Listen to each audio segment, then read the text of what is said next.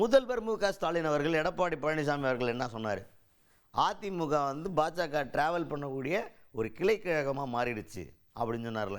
இந்த மாதிரி சொன்னதுக்கு பாஜக தரப்புலேருந்து ஒரு ரியாக்ஷன் வந்திருக்கு. யார் ரியாக்ட் பண்ணுது, என்ன சொல்லியிருக்கிறாங்க பார்த்துருவோம் வாங்க.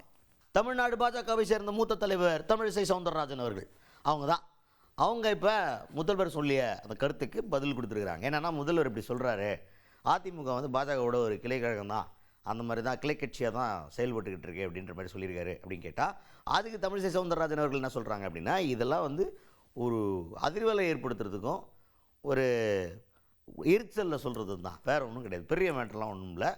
அவர் வந்து இதே தான் பேசிக்கிட்டு இருக்காரு, நம்ம அப்படி கிடையாது, நமக்கு தெரியும்ல அப்படின்ற மாதிரி பேசியிருக்காங்க தமிழிசை சவுந்தரராஜன் அவர்கள்.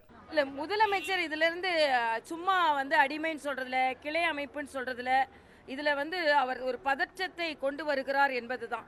இன்னொன்று சொல்கிறார், 2.0 என்று ஆணவத்தோடு சொல்லவில்லை, அடக்கத்தோடு சொல்கிறார் என்று அவநம்பிக்கையோடு தான் சொல்கிறாரு. நிச்சயமாக அவங்களுக்கு 2.0 கிடைக்க போவதில்லை.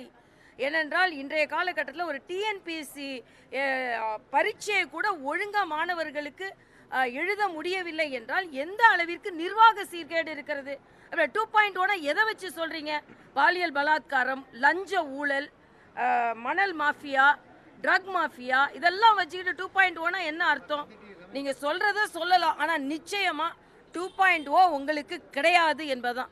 ஓ வேணா இருக்கலாம், 0 வேணா இருக்கலாம், 2 கிடையவே கிடையாது. நிச்சயமாக திருப்பி ஆட்சிக்கு வரப்போவது இல்லை.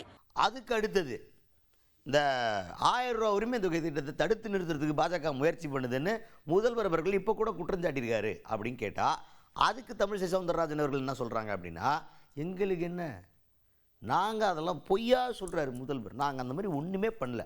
அதுபோக பாஜக என்ன முடிவு பண்ணிக்கிட்டு இருக்கு அப்படின்னா, நாங்கள் அந்த மாதிரி 1000 ரூபா உரிமை தொகை அப்புறமா என்ன கொடுக்குறது, இந்த மாதிரிலாம் இல்லாமல் தொழில் முனைவோராக பெண்களை மாற்றுவோம் அப்படி கொண்டு வர்றோம். நாங்கள் ஒரு 10,000 கொடுத்து ஒரு தொழில் முனைவோர் ஆகிறது, 1 லட்ச ரூபா கொடுத்து ஒரு தொழில் முனைவோர் ஆகிறது, இந்த மாதிரி என்ன பண்ணலாம் அப்படின்னு தேர்தல் அறிக்கையை பிளான் பண்ணிக்கிட்டு இருக்கோம்.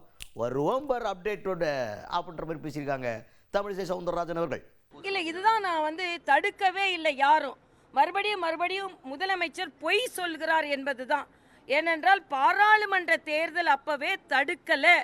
ஆனால் பாரதிய ஜனதா கட்சி என்ன சொல்கிறது என்றால், நாங்கள் தேசிய ஜனநாயக கூட்டணியில் 10,000 கொடுத்து அவங்களை தொழில் முனைவர் ஆக்குறோம், ₹1,00,000 கொடுத்து தொழில் முனைவர் ஆக்குறோம், அவங்கள சுயசார்பு பெண்களாக மாற்றுகிறோம், உங்களை மாதிரி இல்லைன்னு தான் நாங்கள் சொல்கிறோம். அதனால் தேசிய ஜனநாயக கூட்டணி வந்த பின்பு ஏற்கனவே அண்ணன் எடப்பாடியார் அவர்கள் 2000 அறிவித்திருக்கிறார்கள். அதற்கு மேலே நாங்கள் இப்போ தேர்தல் அறிக்கை தயாரித்து கொண்டிருக்கிறோம். பெண்கள் எல்லோரும் லட்சாதிபதி ஆக்குவதற்கு அனைத்து முயற்சிகளையும் நாங்கள் செய்வோம்.